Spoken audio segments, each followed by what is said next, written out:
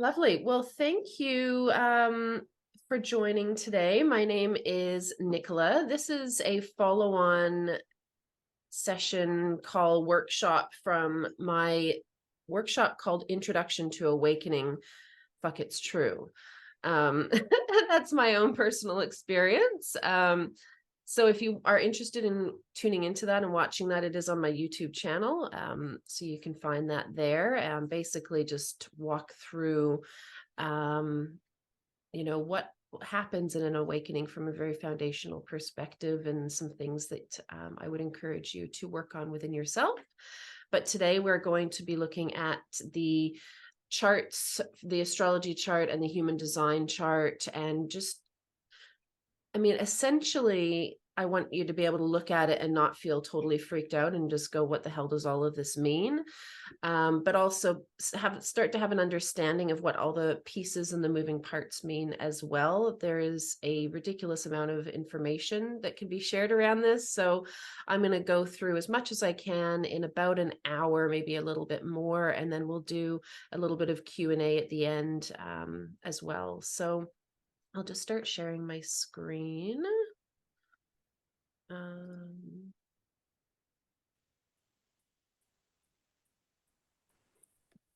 Okay.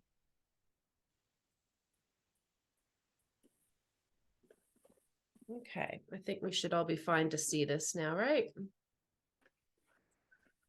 All right, so we're going to go first into the astrology chart. These are my charts. So if you have your chart up next to you there as well, then you'll be able to see how different they look. We're going to run through the types. Yep, go ahead, Janine.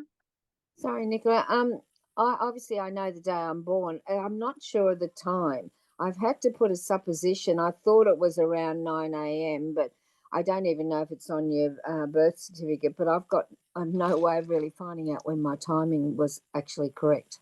And yeah, there is something called chart rectification where people can go through all these events in your life and come up with a time that you were born. So I would say for now, we can run with that. I do have what we can maybe do together after this call is in my human design software, I can see how accurate that is. And, if you're born 3 hours later, what changes in your chart, for example, and maybe not much changes. Hopefully we can know at least your type to move forward with. So that will be something we'll circle back around to. All right, cool. And we can do a similar thing with the with the astrology chart. This is the ascendant here, and that changes every 2 hours. So the moon sign will probably be the same if we have an uncertain birth time, but not necessarily. Depends where it, what degree it's at. You can see mine's at 1 degree. Yes, so we'll see what we can figure out. So these are my charts. Yours are going to look completely different. And even if on the surface they don't look that different, underneath it all, they will look very different. We're all very individual and unique and wonderful. So I'm a Virgo sun. We're going to run through this. Cancer moon, Sagittarius rising. I'm a 4/6 Splenic Projector. So if you can see any of yourself in this, wonderful. That means that you can relate a little bit to what it's like to be me, and I can relate a little bit to what it's like to be you.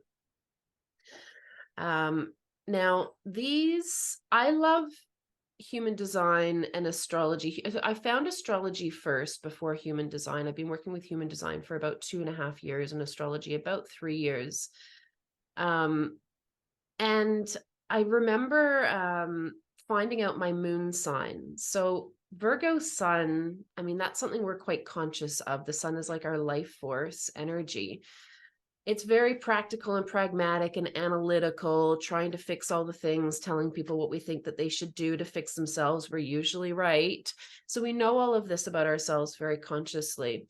But then you've got the moon sign. For me, I have a Cancer moon. It's very sensitive and it's very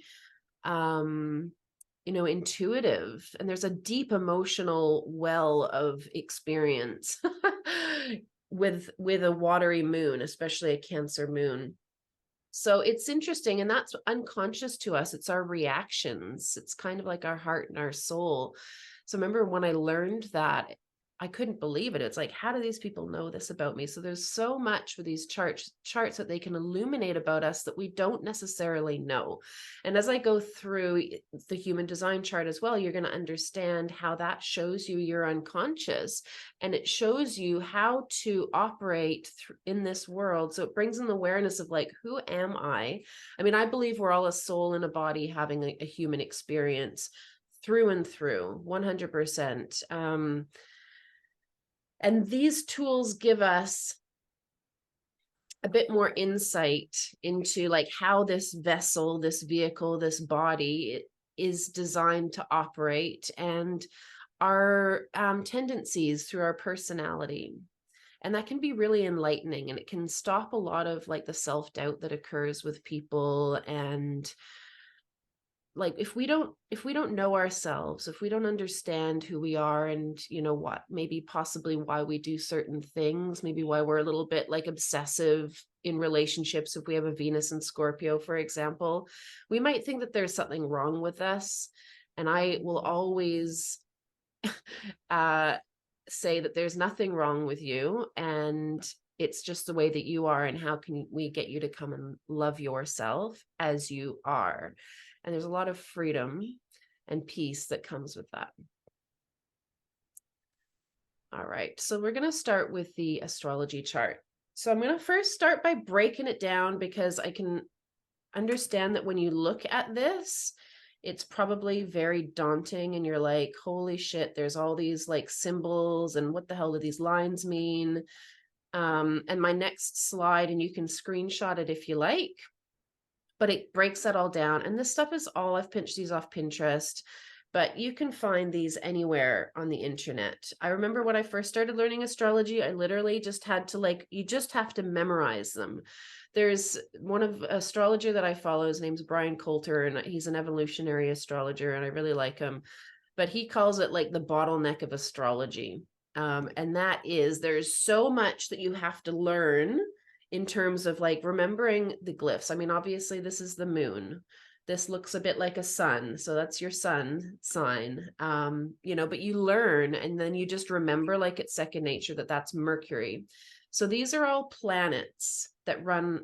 I'm going to back up for a little bit here, but the bottleneck of astrology can feel a little bit crazy at the start. However, it just takes time. If you think of anything that you weren't any good at, and then you learned it eventually over time. So if you really, you know, if you really are passionate about astrology, you just keep doing it, and you eventually it just all embeds in your mind. But there's you know, there's two sets of glyphs. You've got the planets that run along the inside of this wheel, and the points, and then you've got the signs which run along the outside, which you'll probably recognize, right? If you're a Pisces, be like, oh, there's Pisces, I recognize that one. So what we're looking at with this astrology chart is a snapshot of the sky at your time of birth, at your particular location on the planet. That all changes depending where you are. As I mentioned briefly at the start, this is the ascendant here. So think of this as a pie, and there's 12 slices to the pie. And the first slice, the first house, as they call them, always starts here. So at the cusp of the first house, we have the ascendant, which just on my chart happens to be at 0 degrees of Sagittarius. Yours could be at 14 degrees of Leo, perhaps. It could be at anything. And that's what these numbers are. So this is a degree. In a circle, we have 360 degrees, right? I'm going to go a little technical here, but hopefully this is going to like, I'm a Virgo, things got to make sense. I'm hoping that I can deliver this for you in such a way that it starts to make sense, and you go, I see how they've pieced this all together. So 360 degrees, you got 12 houses. These are houses, each slice of the pie. So 360 divided by 12 gives you 30. So in each house, you have 30 degrees. So but depending, and this is getting a little technical, so don't try and count like the degrees as you go around. The system just works it out and it's right. So don't worry about it. But depending, like if you're born really up, like, I don't know, in Norway or something, the houses are going to be like the degree. So you can see this one runs a little bit short, where there's another one, you know, this one looks quite long, doesn't it? This green Taurus. So that's going to happen. It's still 30 degrees. It's just how they're spread throughout the houses. So there's always 30 degrees in each sign. So where are we going to go from here? So the ascendant is your rising sign. That is interchangeable. So whatever sign is sitting here for you, and your software has probably told you this, and we can look at your chart later. It's very easy to see, but whatever the symbol is that's sitting here is your rising sign. Your sun sign, your rising sign is like your essence. It's how you initially dawn on people. This rising sign is the sign that rises over, that was rising over the horizon at your time of birth, and it changes every 2 hours. So you can see that if I was born even 10 minutes earlier, I would have a Scorpio rising. This is the glyph for Scorpio. So it would have shifted that ascendant line up a little bit. Now, the houses represent areas of our life. The next slide does give you this. There's lots of stuff on the internet that you can find, but what's a bit of while you're learning, what makes it a little bit easier is you've got 12 signs and you've got 12 houses. Yes, that's right. 12 signs and 12 houses. And the start of the zodiac is Aries and it finishes through at Pisces. So what we can do is if you sort of overlay the order of those 12 signs as they move through the zodiac over this astrology chart, you'd see that Aries starts with the first house. And then we have Taurus as the second sign. And so there's a lot of similarities between Aries and what the first house stands for. There's a lot of similarities between the second house and what Taurus stands for, and so on. Oh, my friend who's just dropped something. So that is a helpful little thing to remember. I mean, there are still some differences, but there's a lot of similarities. So the first house is the house of self. I might just move forward. Might be a little bit hard to read. So, and this wasn't a very high quality thing, but the first house is about you, about yourself. The sun rules Aries, and the sun is about you. It's who you are. It's your self-expression, your ego, your life force. Aries is the first fire sign. So we can all, whether you understand the elements or not, I mean, fire is just like impulsive and passionate. And Aries being the first one, it's a little bit less mature. The signs mature as they go through the zodiac as well. So when we have Aries related to the first house, I mean, it's all about me. It's all about Aries. They don't give a shit, you know, and there's high and low expressions of everything as well. Taurus, the second house. Taurus is all about values and beauty and aesthetics and the material, the senses. That's exactly what the second house stands for. It's the house of money, the house of material possessions, the house of values. Gemini in the third house. I won't go through all of them because you can see this and start to learn the correlation. So just being aware of time. But the third house is ruled by Gemini. Gemini is all about communication and sharing ideas. The third house is the house of communication. It's local travel. Maybe I will go through them. Fourth house, the house of home. So it's our internal world where you see family stuff in the fourth house quite often. And it's ruled by Cancer. So we're just moving through the signs in the zodiac. The fifth house is the house of romance or play. It's ruled by Leo. Now, when I say ruled by Leo, ruled by Cancer, it's a traditional ruler. So if you happened to have an Aries rising, because Aries is the first sign. So if Aries actually in your chart ruled the first house, you would have that, it would continue through, more than likely, depending on the size of the houses. But, you know, only a 12th of the population have an Aries rising. So, you know, for me, the fifth house ruled by Leo traditionally. So there's Leo energy in the fifth house. So romance, children, a bit of risk and play. It's a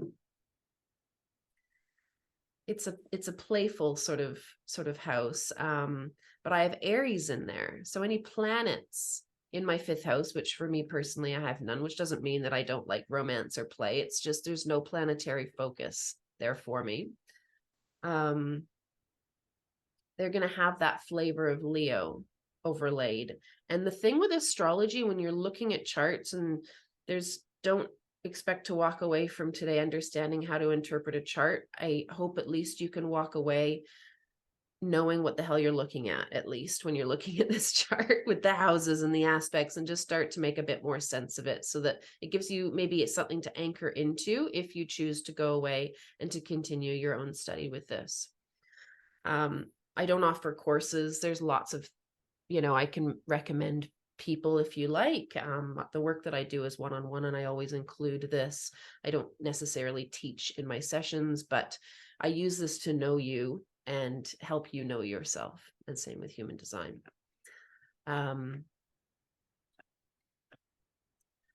Lost my train of thought. So we've got, I want to just check in. Can someone tell me, is this making sense?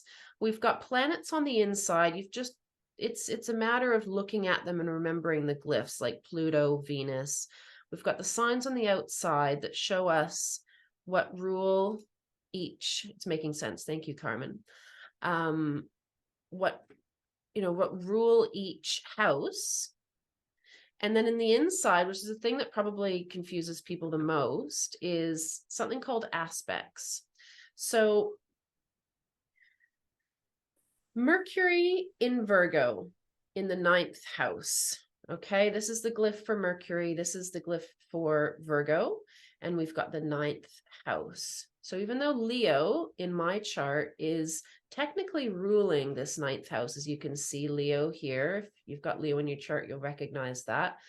Leo technically rules it, but we've got Virgo as well. So you're often going to have 2 signs that flavor a particular house, sometimes 3. It just depends how they're all split up in your chart. So Mercury is how we think and communicate. Virgo is an earth sign. It's very practical, pragmatic, analytical. An astrologer that I was doing some training with, she called Mercury in Virgo like computer brain. And I can definitely relate to that. But then we've got, so this is what I was saying before. So it's the bottleneck is getting a clear enough understanding of what each planet and sign and house means, because then you have to start layering them. Well, what does Mercury in Virgo mean? What does the sun in Leo tell me about this person or about myself? What does the moon in Capricorn feel like? And you start layering it. And that's where it takes time and practice and patience. But then we layer in the house as well. So the house is the location of life that these things play out. So the 9th house is traditionally ruled by Sagittarius. So we have Sagittarian influence in the 9th house, which is it's about higher learning. The 9th house rules religion. Sagittarius is ruled by Jupiter, which is all about faith and expansion. So we've got higher mindedness, religion, entrepreneurship, adventure. It's long distance travel as well, like over water, international sort of travel, whereas 3rd house ruled by Germany is more just local travel in the community. So we can see that this is going to play out in the 9th house, this Mercury and Virgo. These are little asteroids, so I would say don't worry about those. Just the main ones are these other ones here. But you know, and I feel sort of, okay, so I think and communicate with my Mercury with Virgo, which is liking to sort of tell people what I think they should do. I like to take the piss out of myself, because with all of these things, there's high and low expression. If we can't laugh at ourselves, what have we got, right? So Virgo is the servant. You know, I love to be in service to other people. So I'm really feeling like I love to teach. That's why I do these. I get a lot out of this personally as well. So there's strong teacher vibes with that. That's how I incorporate that. But I also love culture. I love learning. That's a mercurial thing. I love learning about different people and cultures and languages and all of this. So then we start to see where these things play out. Another example, the sun in Virgo in the 10th. So life force, Virgo, talked about that a little bit. It's about planning, you know, planned steps forward. It's bridging Earth. But the 10th house is the house of career. It's the public life. It's how people see you. The sun, other than Haumea, has the honor of elevation. So that gives it extra potency in the chart. This is up at the midheaven, the most public point of your chart. So it goes, okay, well, I'm supposed to do something where I'm seen. So our chart gives us little clues, or very big clues, if you will, to show us what we're here for. And I'll give you an example. A session I did with someone quite recently, we focused more on our human design with, we're going to get into that shortly. But it was just astounding to me to see that everything that she had been doing in her life was basically spot on for her. And it was so validating to see, you know, she was saying all this stuff, but she felt really insecure and she was fighting herself. There was a lot of resistance coming up, thinking that she had to do it a certain way. But I'm like, no, that's how you want to do it is really correct for you. And it's all substantiated through your charts. Like, go for it, you know. And since that's happened, you know, if you think of this constriction of energy flow from thinking we have to do it a certain way and, you know, within these lines in this particular box, I mean, that sucks. But when we can find liberation through our charts and going, okay, I am just this way. You know, I am bold. I am like big. And that's okay. I can embrace that. And then it's no longer questioning, why am I big? It's going, well, what's stopping me from just allowing that to be? And then that's just where this other little bits of work come in. So the aspects, so we have everything that it sits around the chart. So you're layering the sign, the planet, and the house system, and how that sort of fusion of energy feels. But then we have the planets talking to one another. And this took me a while to get. Frankly, you know, I'm a felt person. I look at a chart and I just feel what it's like to be you know, and then we go from there. But the red lines, we have oppositions and squares. I'm not going to spend much time here, but that's all that you're looking at. Is a square is 90 degrees. So if you look, let's look. So we've got, this is Uranus at 9 degrees of Sagittarius in my first house. And there's a bunch of red lines, but you can see that Mercury is also at 9 degrees in my 9th house. And if you were to count, that's because you've got 30 degrees per sign. That's 3 signs in between. So 30 degrees by 3 signs is 90 degrees, which gives us a 90-degree square. There's orbs as well. So, you know, some astrologers go up to a 10-degree orb. Depending on the sign, you know, sometimes you might use a tighter orb, which is really, as an example, see my Pluto here is at 0 degrees of Scorpio, and my moon is at 1 degree of Cancer. So that's a trine. And there's little ways to kind of that you pick up as you learn this, because trines happen between elements. So water to water is a trine, and that's an easy flow of energy. Trines are 120 degrees, 4 signs apart, element to element, water to water, earth to earth, fire to fire, air to air. And you can see that they're 1 degree apart. That's definitely still quite a tight aspect, as they say. They call these aspects. The red lines are challenging aspects, so they are a little bit tougher.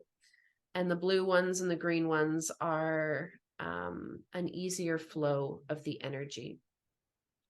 So you'll see all of this, and you can just start without being able to go too deep into it, but we can see we've got Earth mutable, and Sagittarius here is mutable. So that when we go mutable to mutable, which is, I can't remember the name for that right now, but you've got cardinal, which is like the fire starter, they get stuff going. And then you've got fixed energy, which is Leo. So there's 4 signs for each, but you've got cardinal, fixed, and mutable energy, and they are as they sound. So when you go mutable to mutable between Virgo and Sagittarius, that's a square, and it's a bit of a challenging aspect. And oppositions are also challenging because they're like squaring off. So they have to find a balance. But just because you have a lot of squares and oppositions, perhaps, as you know, we've all had our challenges in our lives. If life was all easy all the time, it wouldn't be very interesting or exciting, and we wouldn't learn a great deal.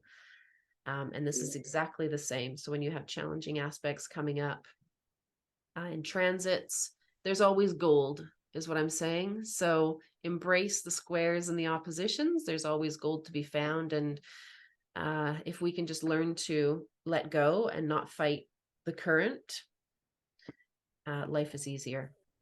So those are the aspects, those weird looking lines in the middle. Okay. There's different house systems. I use Placidus.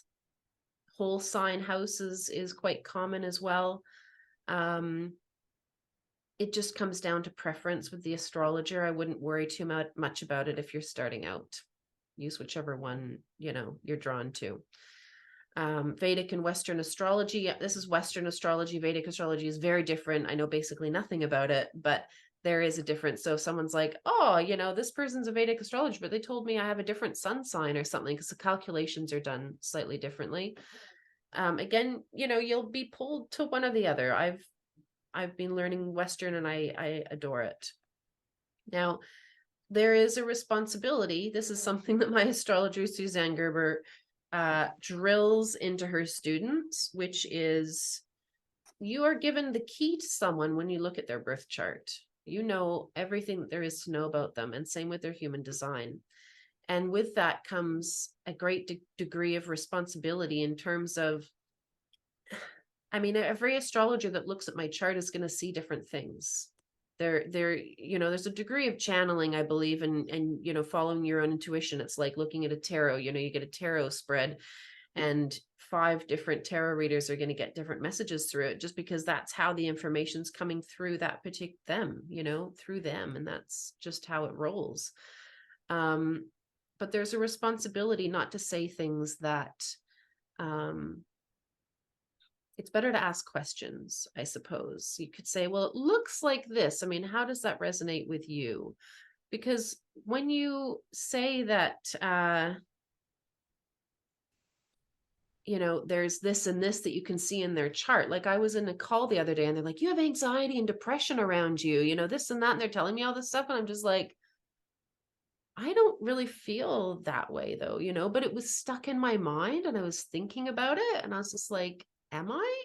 And it's a very similar thing with this. So this is the responsibility that I talk about. So tread lightly.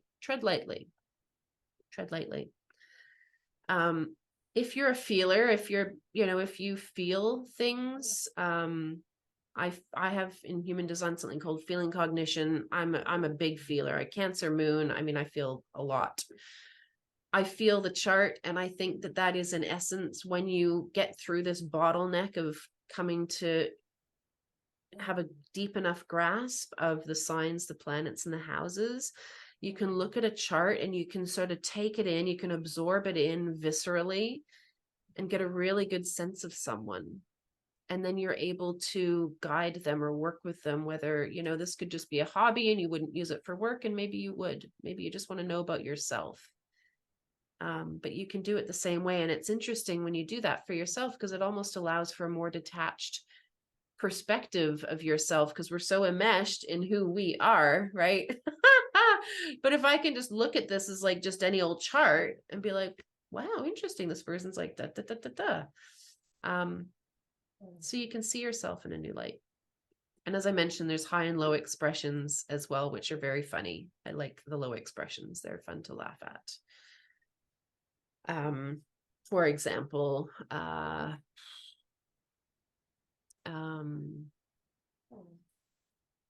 let's take Scorpio. Probably shouldn't pick on Scorpios, but a very high expression of Scorpio is, I mean, they're all about transformation. That is one of the key words of Scorpio, transformation. They go to the depths of the depths of the depths. Low expression of Scorpio, obsessive, controlling, super intense, like moody. Yeah. And it's, yeah, but we grow through these things, hopefully, as we age. I've sort of flicked to this. You can take a screenshot. You can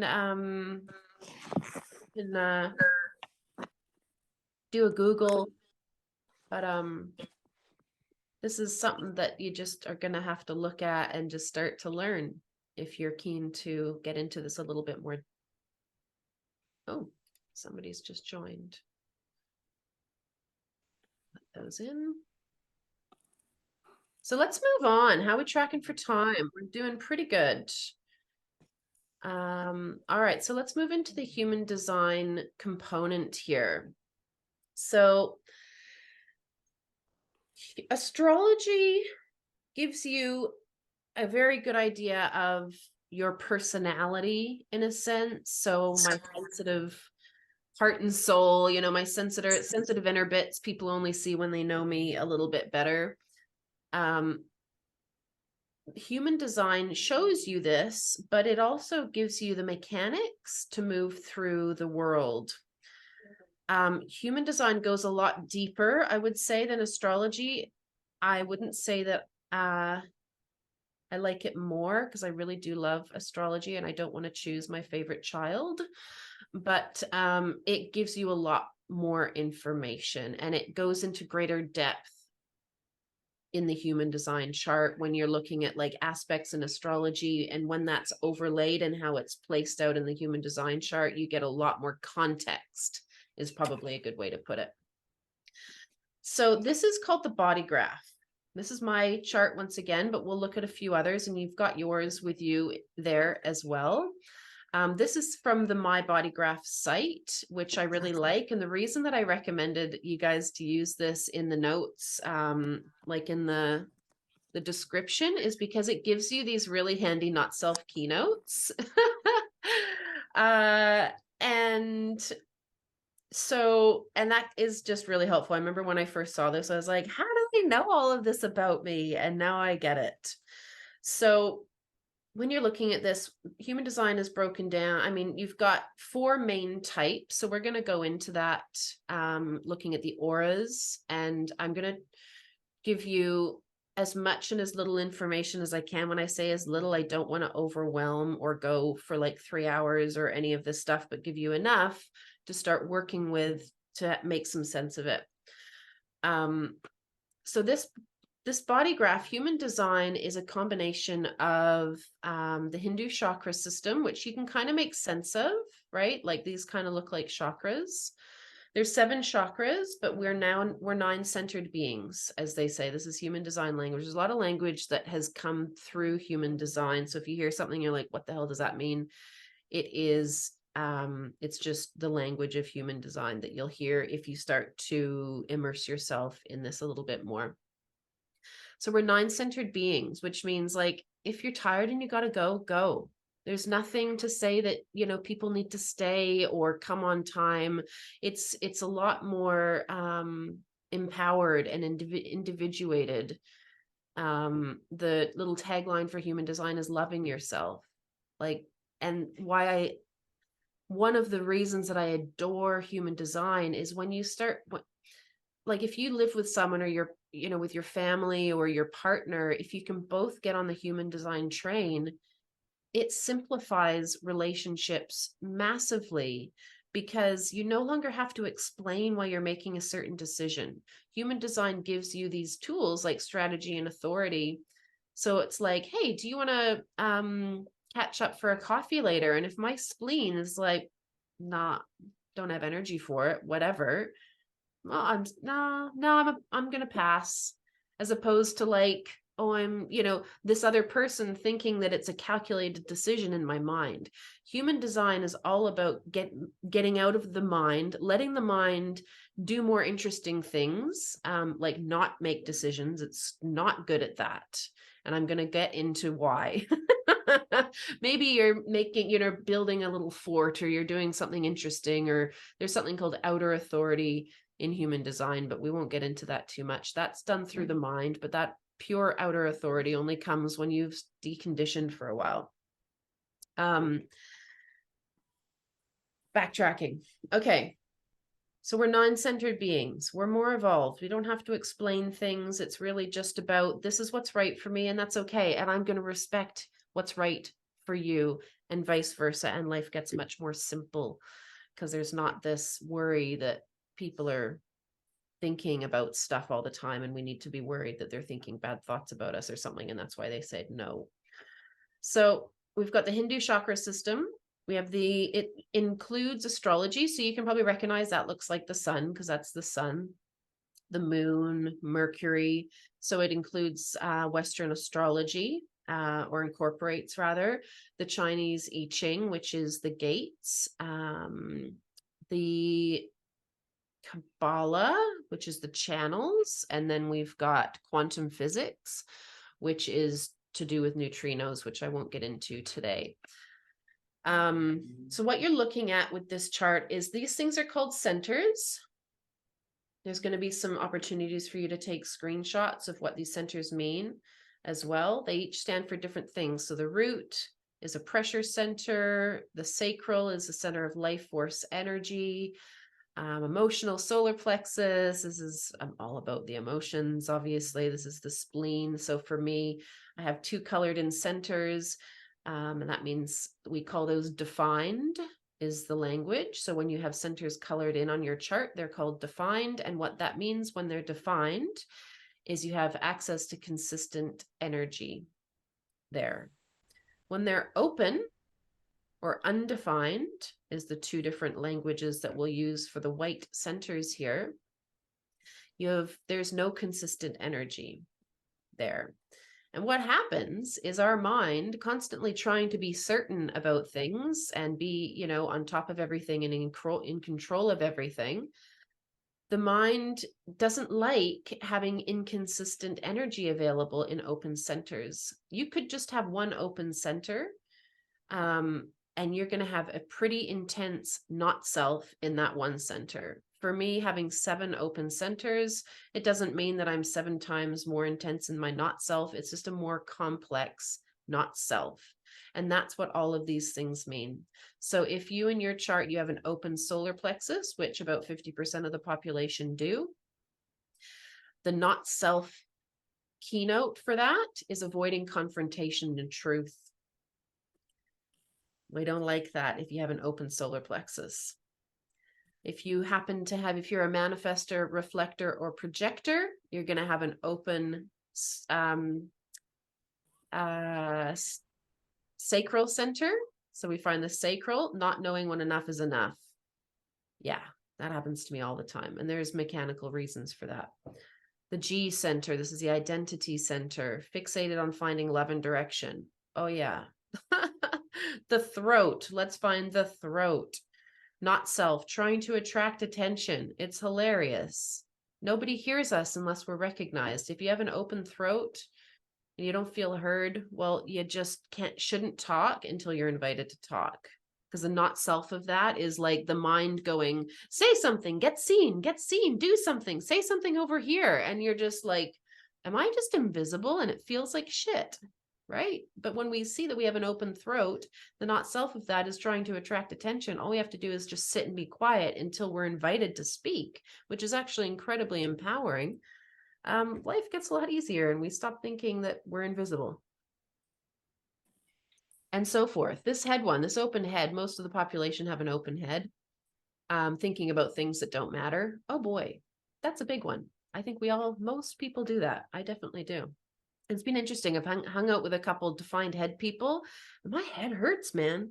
So what happens with defined centers and open centers when you're in aura? So if you think of aura, so that's one arm's length, another arm's length. So 2 to 3 arm lengths around you is the size of your aura.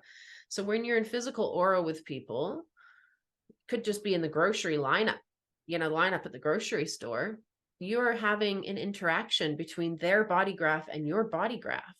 So they could be feeling, if say they're defined in their sacral and they're really pissed off and frustrated about something, or they, maybe they're both defined and you're open like I am, you're taking that in and you're going, fuck, I feel foul. Why do I feel foul? It's because you're literally taking in that energy from this other person and amplifying it.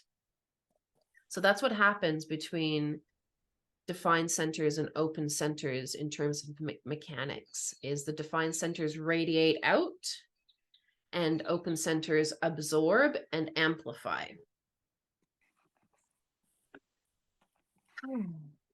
So if someone asks you, oh, what's your human design type? You could say you're just a generator. You could just say, I'm a generator, I'm a projector. Or if they are like a little bit more into human design, you could say, I'm a 4/6, which is your profile, which is kind of like the costume that you wear, how you're meant to sort of interact with the plane, the material plane, if you will, with the program.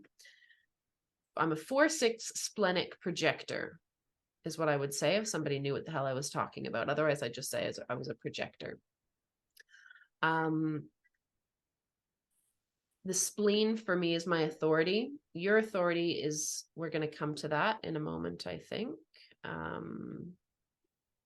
Yeah.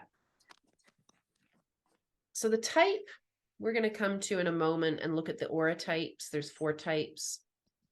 Authority is how you make decisions. The profile is how you move across the material plane. The centers show you where you have access to consistent energy, same as channels. I only have 1 channel, but you could have 6 or 7 or 3 or 2 or just 1 as well. So I have access. This is called the channel of surrender, a design of a transmitter. I'm here to transmit information for the tribe. It's a tribal channel. Anywhere else that I try and rely on for consistent energy is a trip, as they say. I get where you have openness in your chart with all these open centers, you get really wise. You get very wise there, but you don't have consistent energy there. But because the mind is so crazy in trying to get a foothold in all these open centers, you just live from there. You're just obsessed with those centers all the time. It's like you forget about your true self. Think of your definition as your true self, and the rest of it is your not self. And when we can see that and see where our not self lies, you can go, oh, look at me again, thinking about all this stuff that doesn't matter, going crazy, right? And then we can kind of detach from it. But we don't know that unless we have these things to refer back to and to remember. And it takes time. They say it's a 7-year deconditioning cycle in human design. It takes 7 years as a cycle in your body as well for every cell to regenerate. And it's the same with human design. At the end of 7 years, Ra Uruhu is the dude that how do you put it? I mean, he was just a hermit, basically living in Ibiza in 1987. And this voice came to him, and I know it all sounds very mystical, but with human design, it's all about taking this information and just experimenting with it yourself. It's not a system that you absorb mentally. You don't just learn it and then you know it and your life is fixed. You have to actually live it. You have to live it. And it's called the experiment. And these takes 7 years. And Ra says it's, you know, at the end of a 7-year cycle, you're your own Buddha, because you're not stuck in your head all the time at all. You use your mind not to make decisions. You're not caught up in your thoughts. You're just noticing them.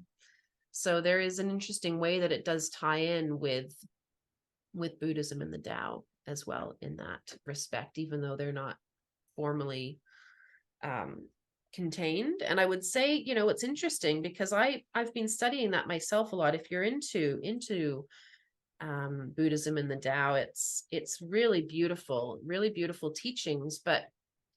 And I mean, they studied consciousness for thousands of years. But we were very different then. Consciousness is changing now. And this is where we go from the 7-centered to the 9-centered being. You know, Ra reflects on Lao Tzu. And that was 7-centered. He was a 7-centered being because everybody was back then. But we're 9-centered and we're evolving and we're changing. And there's another change coming up to 2027 as well, where the background frequency is changing on Earth.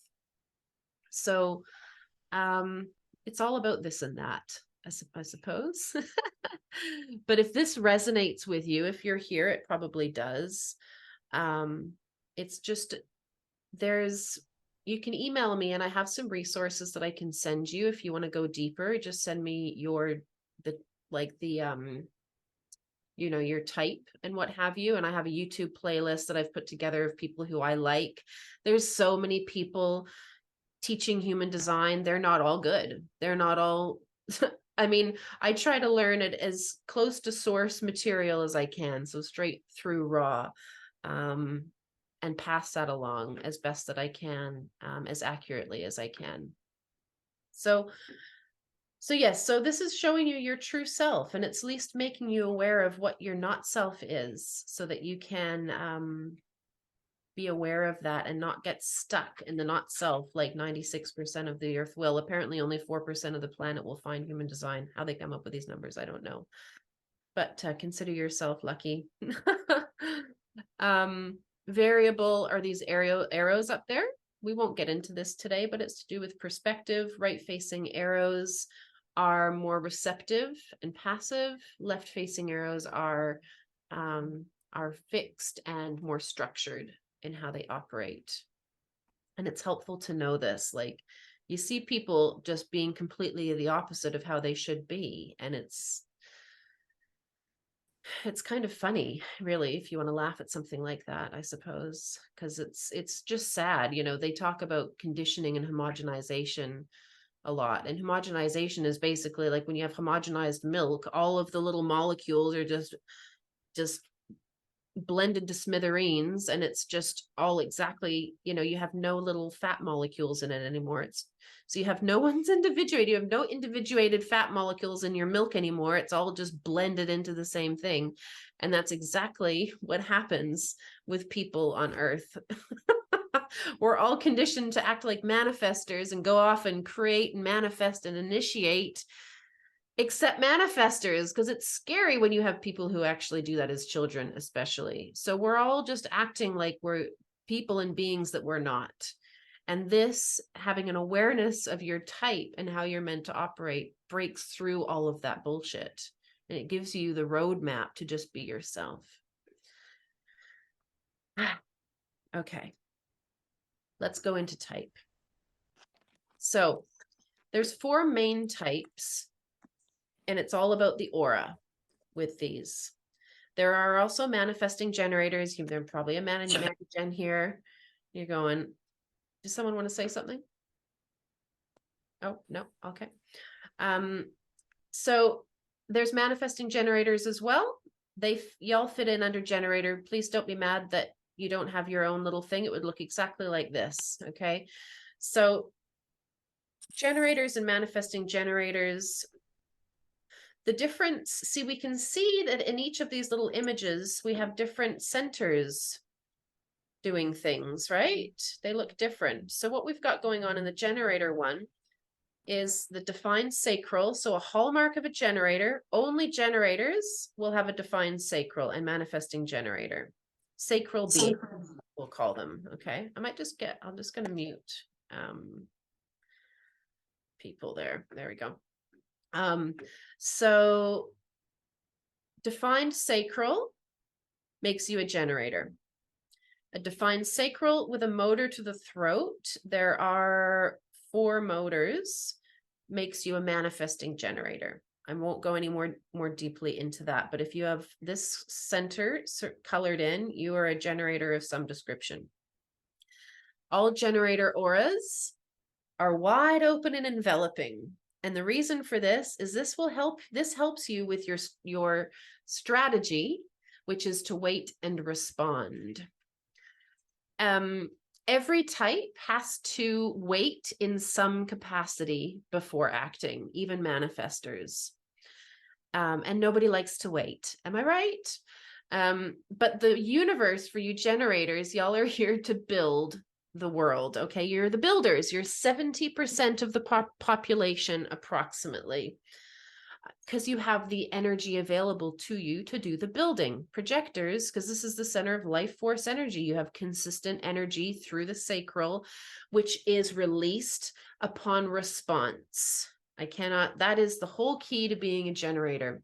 And your responding mechanism is through the body. And I'm going to chuck some yes, no questions out at you, and y'all can just stay muted, but answer with an aha and and this is going to feel and tune into the sacral space, right? Your lower belly, sacral space, and just see how it feels. And then if you're enjoying this, find a friend to ask you some more yes and no questions, and then tell them to ask you yes and no questions forever and ever and ever until you're both dead. The whole thing for generators is yes and no questions, and this is the way that you find clarity. The sacral bypasses the mind. And I'm going to show you in a slide or two why this is important to make decisions through the body for all types. But it's to do with having access to the whole body graph, not just what the mind only has access to, what's conscious, to the personality. There's a whole other side of us, this unconscious, right? There's so much more going on that we can't access through the mind. So we're trying to make decisions. Our inner authority for generators, the sacral or emotional center, guides us through that. So, but all generator, whether your authority is, it's only going to be sacral or emotional. Okay, but I'm going to ask some yes, no questions, because if you're a generator, you can answer this. If you're anything else, this does not apply to you, but I'll only do this for a little bit and then play with it. And this is something, the response comes through someone else, but it can literally be, it's a cosmic dance with the universe. You're looking outside and the sun is shining and it looks so delicious. And your sacral's going, I want to go out and sit in the sun. Go and sit in the sun. That's correct for you. The universe gives you a wide open, enveloping aura that magnetizes everything to it, everything that you need for your life. All you have to do is wait and respond through your sacral. And when you do that, the energy is released for you to go and do the thing that you need to do. What generators specifically, and many gens, do all the time is say yes when you mean no. Please stop doing that for your own well-being. Because what happens when you do that is you don't get that energy availability released through your sacral. Think of it as like this little pulse. It just pulses energy to you all the time. But you can still burn out even though you have access to all this energy, because you're saying yes when you mean no. You're doing work that gives you no joy ever. That's when you burn out. That's when we have generators who are here to like be in joy and satisfaction doing work that you love, feeling frustrated all the time, just dragging your heels, feeling like shit about life. No good. Life can be so joyous and amazing for you. Imagine having that. I'm a projector. I can't imagine what it'd be like to have that defined juiciness in your belly. Oh my God. So if you have a job you don't love, try and find something else to do, at least outside of that, to bring you joy. Okay, so just a few yes/no questions. I mean, unless you have the 3420 in your chart and you can identify that, you're only going to be a manifesting generator. If you have that channel, it goes directly from the sacral to the throat. If you have that channel, your response is, yeah, not whatever is a really quick answer. But every other generator in Manny Gen that doesn't have the 3420 channel between the sacral and the throat, your response is always, uh-huh, uh-uh. The cute little generator sounds is like like it's just like this like beautiful agreeance or unagreeance, you know, that's the whole thing, and it gets conditioned out of people. Okay, so please respond with your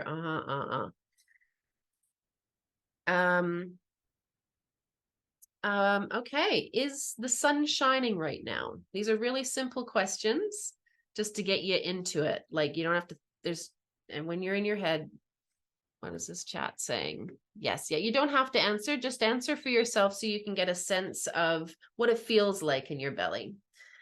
All right. So we've done, is the sun shining right now? Do you like the taste of broccoli? Do you like to eat chocolate sometimes? Does it feel good when you garden? Are you outside in nature enough? Do you drink enough water? Do you like animals? Do you like some animals? Do you love children? Do you like your job? Do you like to swim sometimes? So I'm going to just pause that there in interest of time, but I hope that that was, if you're a generator or manifesting generator, was interesting and you started to feel a little bit of a buzz, maybe a rise and a fall in that sacral space. And keep tuning into that. I beg of you. It is everything that you will ever need in this life to guide you to exactly what is correct for you. And even if you follow your sacral, your authority, you could have an emotional authority, but you're still going to have that sacral response. Emotional authority means you just need a little bit of time to get clarity before you make a decision. Even if you find yourself in a difficult situation, but you got there correctly, you know that that is the correct place for you to be. And you don't have to be questioning things. There's so much frustration and lack of self-trust that comes when we make decisions with the mind because they weren't made right. Or maybe we said yes and then we changed our mind and then we didn't feel safe being able to change our mind. If you have an open ego, the will center, this little triangle, you don't need to keep your promises. You're not designed to. You're not designed to. If I have a friend who says that they're going to come for lunch and it's just like, oh, I'm sorry, I can't come. It's like, okay, well, thank you for honoring yourself. You know? All right. Projectors. So as you can see, our aura is pointy. So projectors and generators are designed to work together very well. So projectors are non-energy types. And we have a focused, penetrating, and absorbing aura. Projectors, can I see a hands up if we have any projectors in the house? Anyone else? Elizabeth. Beautiful. All right. I didn't ask. So any generators? Who's a generator here? I think Suckmeat's a generator. He was given my yeses there. Harmon projector. Oh, we got 2 projectors here. I'm not surprised because we love to learn systems. Yeah, love it. Very good. Okay, so projectors get conditioned the most out of any of them. Generator, Janine. Cool. Love them all. I love all the types. So projectors, because of our design of our aura, we plug into people's identity centers and we sort of grab onto this magnetic monopole, which is the thing. It sounds very fancy, but it basically is the thing that pulls and ties in the personality and like the conscious and the unconscious side of us. It holds together. It's the piece that holds it together. So, and projectors plug into the identity center of who they're working with. We're very one-on-one, but we absorb that at the same time. So focused, penetrating, and absorbing. It's not nice to be plugged into if we haven't been asked first. And we, as a projector, I just listened to this talk by it, and it literally blew my mind to understand the nuances of this. But say there's like 3 generators standing in a circle having a chat, and a projector walks up. When we walk up to them initially, because the generator aura has no boundaries, it's wide open. We're literally like sitting on their bed. It's more intimate than being intimate in a sense with someone. Okay, when you're in someone's aura like that. And it's very respectful of the projector to not actually say anything and to then penetrate even further into those generators. Like, you can walk up, you're already sitting on their beds, and just let them say, oh, hey, how are you? You know, let them start it, as opposed to like, hey, because if you do that and you haven't been asked to even say hello first, like through that sort of invitation, because our strategy is to wait for the invitation, you're going to feel an energetic bounce of like rejection almost. It's not rejection, but it's resistance. That's the word I'm looking for. You're going to feel that resistance from them, because it's like, we didn't invite you yet. You're already sitting on my bed. So just remember that. I found that so fascinating. And it's actually, again, because we don't have energy as projectors, even to walk up and then say hello and then feel that resistance, it takes energy. If you're not a projector, it's really hard to understand that. But we're just, this is self-preservation, and it's respect for the other people. And you can assume that basically everyone else that you encounter is going to be an energy type. So a generator or a manifestor, because reflectors are only 1% and projectors are about 20% of the population. And you're going to want to wait for an invitation before you do anything. And that is self-preservation.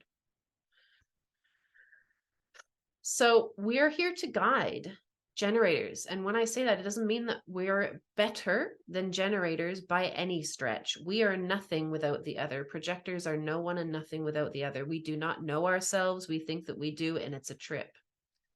It's a trip. Introspection for projectors is a trip. Our question is, who is the other?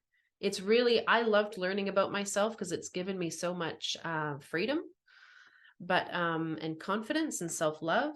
But the generator question is, who am I? They just want to know who they are, and we can tell them. We're here to guide their energy, but it's not about telling. Projectors, yes, we can see, but we have to go through our own process of deconditioning for some time, have some awareness of type as well. But it's about getting good at asking questions. We know the right questions to ask to help the generators. And it's always nice to be asked a question to guide someone somewhere than just being told. And I'm not always perfect at that, but I try my best to ask a question instead of tell. And that's always more impactful. And that's what we're good for. We're nothing without the generator, and the generator doesn't know how to use their energy without the projector.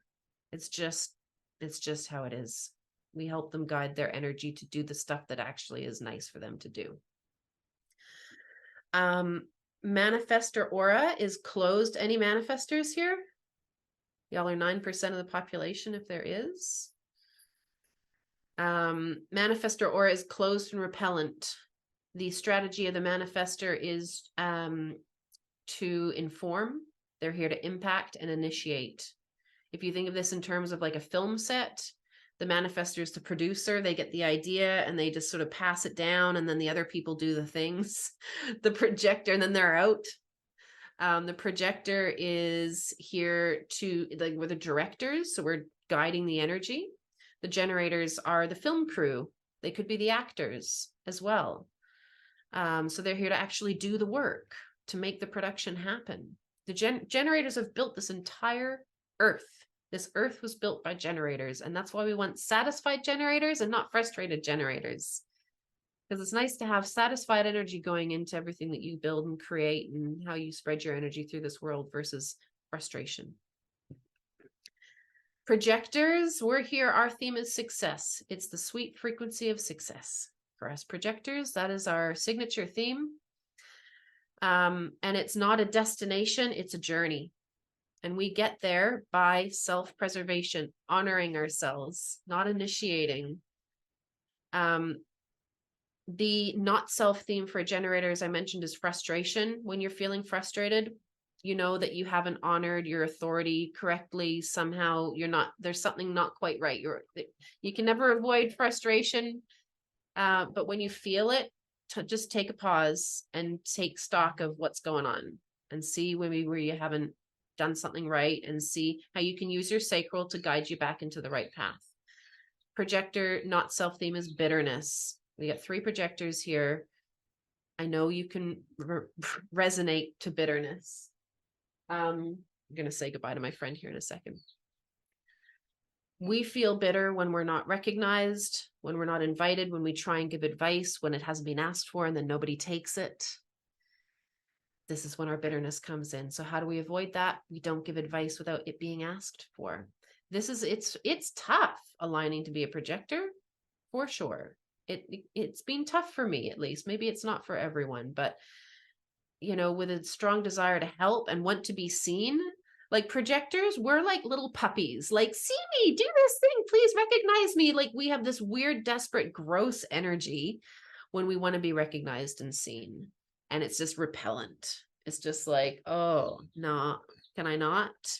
But when we stand in our strength and our power like a sphinx, we are magnetic and sexy as hell, and we draw in whoever we need to draw in, right? So that's the trip. When you notice yourself acting like a little puppy dog, projectors, quit it and remember how powerful you are and what gifts you can bring to situations, and then you will be recognized and invited by others. So the manifestor signature theme is peace. The not self theme is anger. They have a closed, repelling aura, not because they're repelling people, but because it moves people out of their way so that they can impact and initiate who they need to. And their strategy to inform it is a made up strategy, but it makes for less resistance. They are felt. If they do something and they don't inform people, there's a ripple. It doesn't feel good. So when they inform, it makes life easier for them. And the reflector, this is like a sampling aura. You can see that they're totally open. They're here to, are you going? Okay. Thank you for staying. You look cute. That's okay. That's okay. Everything okay? Yeah. Okay. All right. I'll talk to you soon. Love you. See you, Bonnie. Bye. Sorry about that. My friend Bonnie was staying for a few days. She's off on her flight now. Okay. Reflectors are here. They're 1%. They're here. We don't have a reflector here, do we? Any reflectors? Probably not. They're totally open. You'd think, holy crow, that would be kind of tough, wouldn't it? Like you'd just be conditioned in all of your centers, because where we have openness in our chart is where we get conditioned very easily, because we're taking in everyone else's energy. Remember that play of energy between defined and open centers. You think, holy shit, that would be a tough go, wouldn't it? But because of their aura, it's slick, like Teflon. It's like a Teflon aura. So they don't get conditioned in the same way. They're okay. But they're here to sort of sample the health of communities or businesses, so they can really get a good sense of the health of places through their sampling. They have a sampling aura. Moving along, time check. Okay, we're going to sort of move through these so we can have a look at a chart or two. So this is another chart. I don't know. It's just a random chart. I've pinched this off the Jovian site, I think, which is Jovian Archive is like which is what Ra Uruhu started. So it's all of his videos. If you want to go and buy videos on things, then you can do that there. And that's original source material, as they say. So these red and black lines, we can see that they're split into 2. So 13 unconscious activations and there's 13 conscious activations. And when you combine these two together, so unconscious and conscious, the same person, you get the body graph, the combination of both. So you can see that this person is, they're a generator and a generator, but to like when you combine the conscious and unconscious, they become a manifesting generator. And I know that because they're definitely a generator of some description because they have a defined sacral. But here we see that it is this motor, the solar plexus to the throat, that makes them a manifesting generator, a motor to the throat, which happens between the unconscious and that conscious line, the 2212 channel. Now, at 88 days prior to birth is when we get the imprint for the unconscious activation. So we're still in utero here. And then when we're born, we get the imprint for our personality. So this is the dilemma that I touched on before. This is the body. This is your unconscious. And this is who you think you are. This is who the mind thinks it is. And so this is what it's going to be trying to make decisions through. But when you use your authority, you're taking into consideration both the unconscious and the conscious. Okay. I did touch on this before, but this is interesting. So what you can trust to make decisions, and it's never the mind, for sure. So the generator strategy, wait and respond. It's not about initiating. We're all just conditioned to initiate, but it's not correct, because when we do that, it's through the mind. But generators, you will have something to respond to every single millisecond. And it's just about trusting life to give you that. The projector strategy, wait for the invitation. So what do we do when we're waiting for a damn invitation, right? It can be a little frustrating, even though we don't get frustrated typically as projectors. Well, you just live your life. You do your thing. You work on being really solid in who you are as a projector. And that invitation is going to be to give advice, to live somewhere. They say it's more the bigger things in life. And it's like, well, how do you actually accomplish anything? Because you could argue and say that I initiated this class, and well, I kind of did, but I think it's for projectors, and this is what I'm still experimenting with myself, and you get to do the same. But it's more like, hey, I'm doing this thing, if you want to join, cool. That's kind of like the projector vibe. The generator vibe, for maybe if you put a program out there, you work with people, it's like I would say it's not to get an idea and with the mind think, oh, that's perfect, I'm going to capture all of these people, or I'm going to do all these, do all this stuff and have no response through it. Maybe you get the idea and you're like, interesting, okay, I'm going to wait and see if the universe is going to support me with this. And then you're going to wait and see if someone comes along and says, hey, have you thought about doing this particular thing? And then you're like, oh yes, I was just thinking about that. There's your response. There's your response. Okay. And then you know it's correct for you. But if you're just getting an idea and doing it, then you're going to get frustrated and bitter and burnt out, no matter what you are, generator or projector. Projectors are more like lean back, chill. We don't have energy. We're non-energy types. It's just about like, how can I honor myself as best as I can, this sort of cellular confidence, if you will.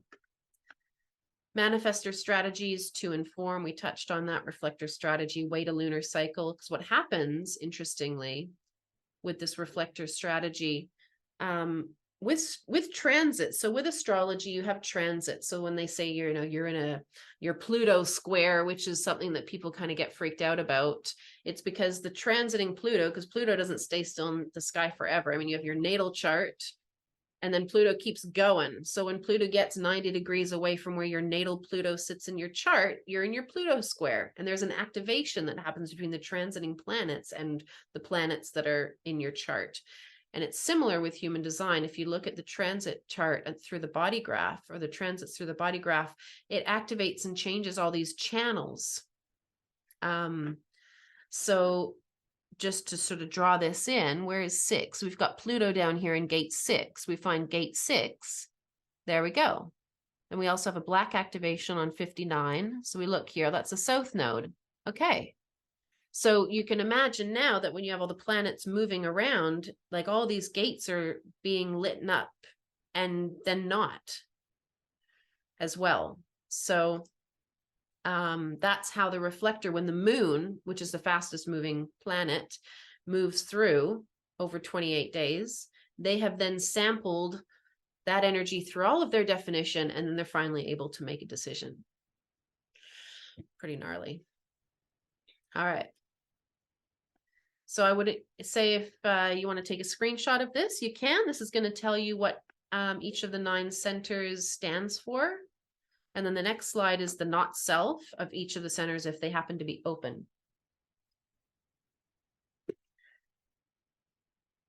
I have touched on this a little bit, but in interest of time, I'm not going to go into it anymore. Okay, I'm going to move on. If you need me to come back, just let me know. This is the open centers, not self themes. So we've touched on this again. There's the old throat trying to attract attention. If you've got a defined throat, I mean, it's a whole other thing, you know. You meet some manifesting generators and they are verbal gunslingers. It's crazy. They're just talking. They're not very wise about using their throat.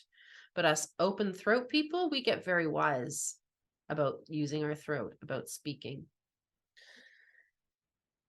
The heart, this is a big one. Most of the population have an open heart. Do I think I have something to prove? I always say to my clients, you have nothing to prove. You know, it's like this ache that can exist in people with an open ego or open will center or heart center, to think that they're unworthy and that they have to prove something. That's the not self. It's not true. All right. Okay, well, if you do have any questions, or if you'd like those resources, you can just send me an email and I will get back to you shortly and just send those bits and pieces through that you can check out and go a little bit deeper. I work with people one-on-one, of course, as well. So if you're interested in doing a bit of a deeper dive on your particular design, looking at your charts, I really love to work with people and say, you know, what are you going through? What are your challenges? How would you rather life be? And let's see how we can align that with your design. So at least you're moving forward in a way that is going to be the path of least resistance for you. Well, thank you so much, everybody, for being here. This has been a lot of fun. I hope that this made sense. I know it's a lot of information. I know that it's all a little bit crazy when you're first starting to make sense of it. And that was what I was trying to at least get through, was to just know what you're looking at. Nicola, I'll put it in the chat. Nicola Henderson.co. Oh, I direct messaged it to you, but that's okay. It's a lot to come to grasp, but I hope that this made sense and that it has inspired you to perhaps look a little bit further into things and just live a life that where you're not questioning yourself and you're just living happily and with the least amount of resistance possible, and feeling loved and recognized mostly by yourself first. So thank you so much for being here. It's been a pleasure. I appreciate your presence. And I'm here if you ever need anything down the track. Have a wonderful morning, afternoon, or night. Thank you. Talk to you soon. Bye-bye. Bye.